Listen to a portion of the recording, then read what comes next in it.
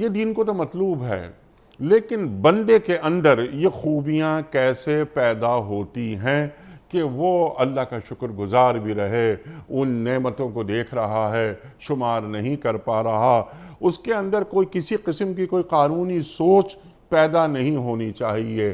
اگر وہ شکر گزاری کے لیے اپنی زبان سے صرف الحمدللہ کہہ دے تو کیا اس کا اتنا کہہ دینا کافی ہے؟ نہیں جی نہیں، الحمدللہ کہنا بھی شکر کا ادنا درجہ ہے۔ میں یہ نہیں کہتا کہ الحمدللہ شکر نہیں ہے۔ حضور اکرم صلی اللہ علیہ وسلم نے فرمایا کہ شکر کا بہترین کلمہ الحمدللہ کہنا ہے۔ لیکن نیک صاحب یہ پہلی سٹیج ہے، یہ شکر کی پہلی سٹیج ہے کہ ہم بچوں کو دیکھیں، گھر واپس آ گئے ہیں سکول سے، کہیں الحمدللہ۔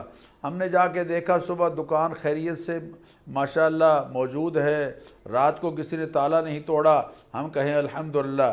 فیکٹری میں خدا نخواستہ کوئی ایسا حادثہ نہیں پیش آیا، الحمدللہ۔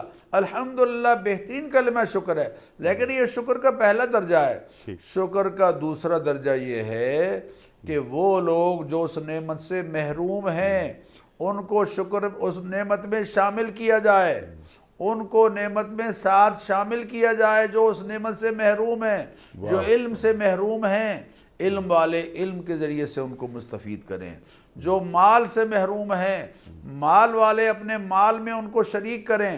بلکہ یہ عقیدہ سمجھ لیں، قرآن نے جو کہا ہے کہ وَآتُوهُم مِّن مَّالِ اللَّهِ الَّذِي آتَاكُمْ، دو ان کو اللہ کے دیے ہوئے مال میں سے جو اللہ نے تمہیں دیا ہے۔